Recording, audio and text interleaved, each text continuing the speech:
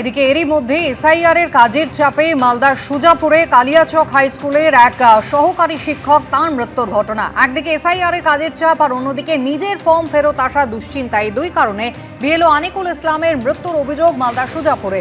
নির্বাচন কমিশনের বিরুদ্ধে অত্যাচারের অভিযোগ মৃত বিএলওর ছেলে।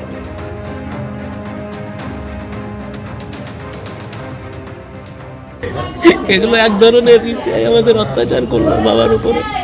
আমি এটাই চাইবো, আমার বাবা মারা গেছে, আপনাদের সকলের কাছে চাইবো যেন এরকম আর কোনো মা বাবা না মারা যায়।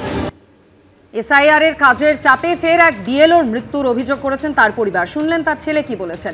মালদার সুজাপুর বিধানসভার ১৪৪ নম্বর বুথের বিএলও ছিলেন কালিয়াচক হাই স্কুলের ভূগোলের শিক্ষক আনিকুল আলম। মৃতের পরিবার এবং স্থানীয়রা দাবি করছেন গত বুধবার এসআইআর এ ৪৪ জনের ফর্ম ফেরত আসে। তার মধ্যে বিএলও আনিকুল আলমের নিজের নামও ছিল। পরিবারের অভিযোগ এরপরই অসুস্থ বোধ করেন তিনি। তারপরও সুজাপুর প্রাথমিক স্বাস্থ্যকেন্দ্রে চিকিৎসা করিয়ে এসআইআর এর কাজে বিডিও অফিসে যান তিনি। রাতে ফিরে ফের অসুস্থ হয়ে পড়েন। বৃহস্পতিবার সকালে মৃত্যু হয় বিএলও আনিকুল আলমের।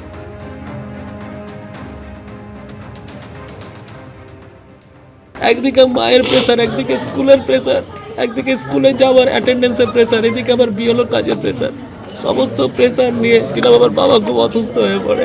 আমার বাবার কার্ডিয়াক অ্যাটাক হয়। নোটিশ পর্যন্ত আমার বাবার এসেছিল, নোটিশও এসেছিল এবং নোটিশের নাম ছিল আমার বাবা, আমারও ছিল, আমার মায়েরও ছিল। হঠাৎ কালকে ৪৪ জনের নাম ফেরত আসে, তার মধ্যে উনার নাম ছিল। এই হঠাৎ নাম আসাতে তিনি অসুস্থ হয়ে পড়েন। এই টেনশন নিতে নিতে রাত্রে অসুস্থ হয়।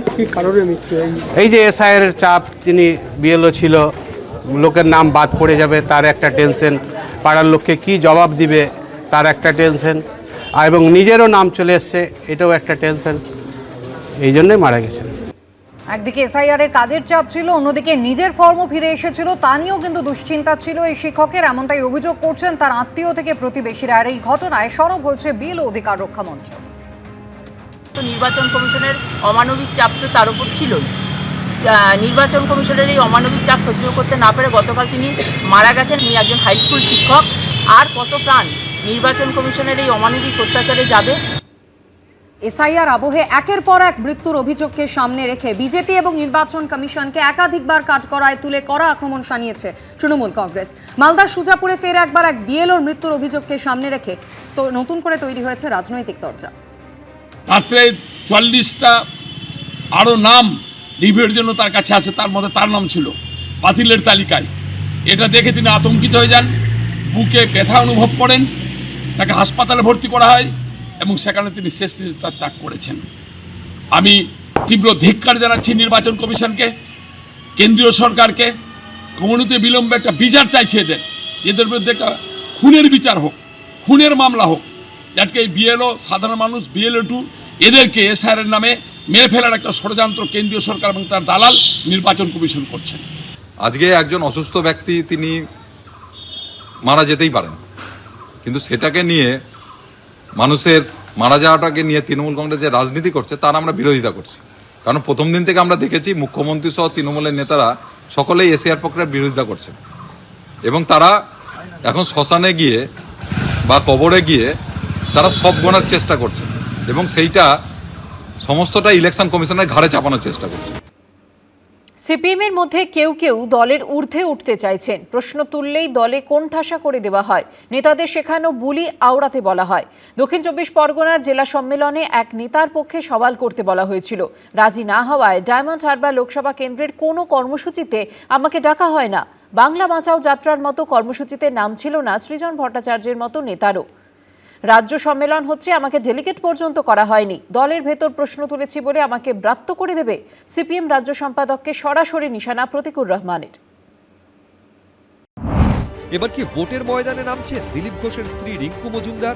বিধানসভা ভোটে কি বিজেপি প্রার্থী হতে পারেন তিনি? তেমনই ইচ্ছা প্রকাশ করে ইতিমধ্যে বায়োডেটা জমা দিয়েছেন রিঙ্কু মজুমদার। বৃহস্পতিবার এই নিয়ে বলতে গিয়ে চাঞ্চল্যকর দাবি করেছেন তিনি। দলের একাংশের বিরুদ্ধে তার গলায় শোনা গেছে ক্ষোভের সুর। নেতৃত্ব ভাববেন তারা কি করবেন। ১৩ বছরে আমাকে অন্তত পঞ্চায়েতে একটা টিকিট দেওয়া উচিত ছিল। যদি আমার বিয়ে নাও হতো, আমার ২৬টা আমি কন্টেস্ট করতামই আমার বিয়ে না হলেও। এতগুলো বছর যেভাবে সাপ্রেস করে রাখা হয়েছিল এখনো রাখা হবে, আর আমি এটাকে এবার আর মেনে নেব না। স্টেট প্রেসিডেন্টের সাথে দেখা করার সুযোগ হলো না। মহিলা মোর্চাতেও যা আমি বুঝতে পারছি, আমার অ্যাপিয়ারেন্সে কিছু কিছু জায়গায় আমার মনে হচ্ছে যে হয়তো রাখা হবে না। রাজ্য সভাপতি শ্রমিক দা অত্যন্ত কি বলবো অ্যাপ্রোচেবল একজন মানুষ, অত্যন্ত অ্যাপ্রোচেবল, এবং উনি প্রচণ্ড ব্যস্ত, স্বাভাবিক।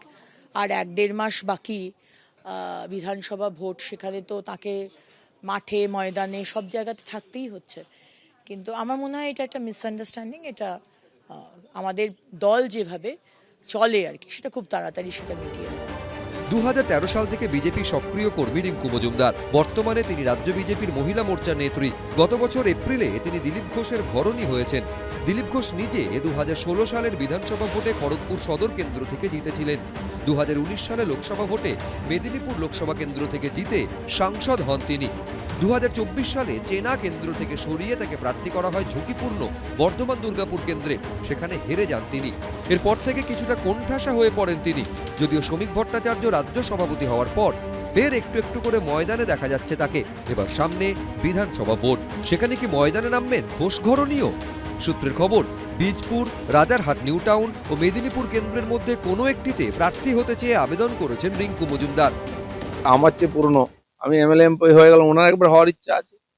পার্টির হাজার হাজার লোক অ্যাপ্লিকেশন করেছেন, কর্মীরা, যে কেউ করতে পারে। পার্টি ঠিক করবে কাকে কোথায় ক্যান্ডিডেট করবে। বিধানসভা নির্বাচনের আগে বিজেপির দফতরে প্রার্থী হতে চেয়ে বহু বায়োডেটা জমা পড়েছে। তবে রিঙ্কু মজুমদারের প্রার্থী হওয়ার আগ্রহ ঘিরে রাজনীতির হাওয়া সরগরম। তৎকাল দল বদলু বিজেপিরা, ফলে এখন যদি কেউ 15 বছর করে থাকেন, তাকে বসে বসে অন্যের নামে এখন জিন্দাবাদ বলতে হবে।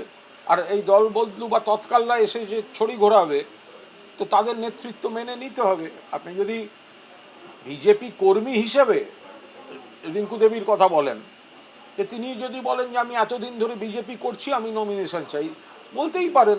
কিন্তু তার দল এখন তো হাইজ্যাকারদের হাতে চলে গেছে। ফলে তারা এখন সে পুরনো দিনের লোকদের, পুরনো কর্মীদের বিশ্বাস করবে কিনা, দেবে কিনা, নাকি এইসব নয়া দলবদলুদের নিয়ে মাতামাতি করবে, এটা বিজেপির অভ্যন্তরীণ ব্যাপার। দিলীপ বাবু আমাদের বরিষ্ঠ নেতা, তিনি তো ব্যাখ্যা দিয়ে দিয়েছেন। তিনি তো বলেছেন হাজার হাজার লোক জমা দিচ্ছে, যে কোনো লোকের পার্টিতে ভোটে দাঁড়ানোর ইচ্ছে হতে পারে, বা তিনি মনে করতে পারেন তিনি যোগ্য বা যোগ্যা, তিনি দিয়েছেন। এটা তো আমাদের পার্টির গণতান্ত্রিক পদ্ধতি। কেউ তো কোনো পদ্ধতি ভেঙে কিছু করেননি এখনো। এই নিয়ে আলোচনার কি আছে?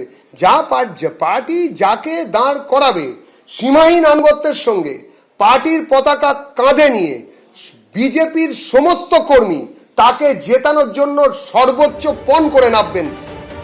বাইপাসের ধারে তৃণমূলের দপ্তরেও বসানো হয়েছে ড্রপ বক্স। তৃণমূলের প্রার্থী হতে চাইলে সেখানে আবেদন জমা দেওয়া যাবে। শিবাশিস মৌলিক, রঞ্জিত শাহ, আশাবুল হোসেন, এবিপি আনন্দ। এবিপি আনন্দ, এগিয়ে থাকে, এগিয়ে রাখে।